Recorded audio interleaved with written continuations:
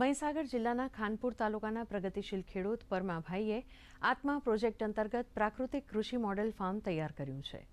ખેડૂત પરમાભાઈ જીવામૃત, બીજામૃત, ઘન જીવામૃત અને આચ્છાદનનો ઉપયોગ કરીને પ્રાકૃતિક ખેતી કરે છે, જેમાં અત્યારે હળદર, ટામેટાં, રીંગણા, સરગવો, કાળી હળદર, સિંદૂર, ધાણા, મરચી તેમજ જામફળનો પાક લઈ રહ્યા છે.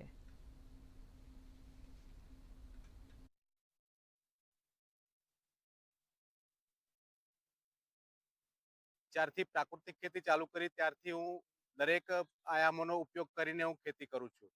જીવામૃત, ઘનજીવામૃત, બીજામૃત, આચ્છાદન અને વાપસા, આ દરેક સંસાધનોનો ઉપયોગ કરીને હું પ્રાકૃતિક ખેતી કરું છું.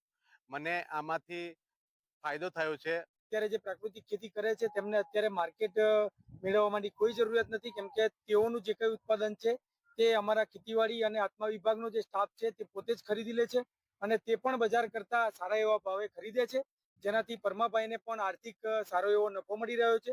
પરમાભાઈ પાસે ખૂબ જ ઓછી જમીન છે, પણ ઓછી જમીનમાં પણ પ્રાકૃતિક ખેતી કરી અને તેઓ સારો નફો કમાઈ રહ્યા છે.